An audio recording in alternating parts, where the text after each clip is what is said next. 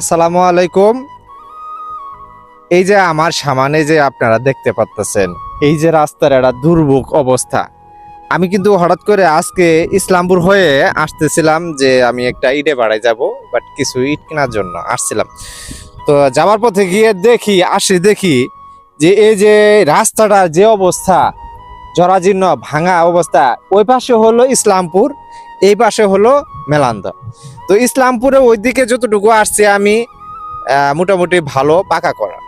এই পাশে এসে দেখি মানে রাস্তাটার এমন বেহাল অবস্থা, যা আসলে মানে আপনারা দেখতে পাচ্ছেন, করুণ অবস্থা রাস্তার। এই সাইড দিয়ে কিন্তু আপনার রাস্তাটা খারাপ হওয়ার জন্য কিন্তু দেখা যায় যে এদিকে কোনো গাড়ি চলাচল করতে পারে না।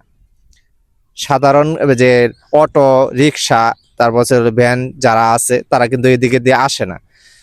যেখানে এই রাস্তা দিয়ে যদি না আপনি আসেন, এই জায়গায় আসতে ইসলামপুর হয়ে 10 টাকা রিক্সা ভাড়া নিবে, কিন্তু এদিকে দিয়ে না আসার জন্য আমবাড়ি হয়ে ঘুরে আসতে হয়, 20 টাকা 30 টাকা ভাড়া নেয়।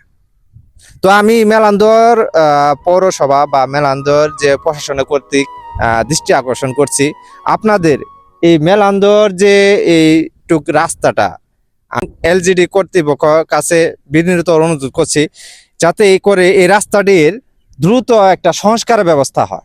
আমি দেখাচ্ছি, দেখেন এই রাস্তা দিয়ে একটু মাটি কাটা হয়েছে, তারপরেও কিন্তু মানে অবস্থা খুবই খারাপ, যে মানে গাড়ি ঘোড়া কিন্তু আসে না। এই যে আপনি দেখেন, এখানে কিন্তু মোটামুটি মাটি কাটা হয়েছে, যার ফলে একটু এদিকে ঠিক আছে, কিন্তু দেখেন এই পাশে আসেন, এটা কিন্তু ইসলামপুরের ভিতরে এক পাশে ইসলামপুর, আরেক পাশে মেলান্দ। এই পাশে ইসলামপুর, ওই পাশে কিন্তু মেলান্দ। আমি ওই মেলান্দ উপজেলা প্রশাসনের কাছে দৃষ্টি আকর্ষণ করছি। এই দেখেন রাস্তাটার কিন্তু এই যে বাউন্ডারিটা ভেঙে গেছে, যার ফলে রাস্তাটা কিন্তু মানে দিন দিন আকারে ছোট হয়ে আসতেছে। দুই সাইডে পুকুর বা দুই সাইডে যে আপনার গর্ত, যার জন্য কোনো গাড়ি, বড় ধরনের কোনো গাড়ি চলাচল করতে পারে না। তো এই দুই সাইডটা একটু পাইলিং করে বাট সংস্কার করে সুন্দর করে রাস্তাটা চওড়া করা হোক, আর এই সাইডে যাতে দ্রুত পাকা করা হোক। আমি এটাই প্রশাসনের কাছে দৃষ্টি আকর্ষণ করছি। সবাই একটু ভিডিওটা শেয়ার করে সবাইকে দেখার সুযোগ করে দিবেন, আর এই রাস্তাটা যেন দ্রুত সংস্কার হয় এই ব্যবস্থা করবেন।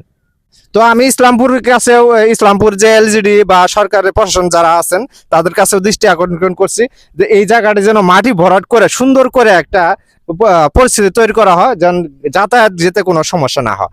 তো আমি এই ভিডিওটি সবাই একটু শেয়ার করে, ইসলামপুর মেলান্দবাসী যারা আছেন সবাই একটু শেয়ার করে প্রশাসনের দৃষ্টি নজরে নিয়ে আসবেন, আমি এটাই আশা করি।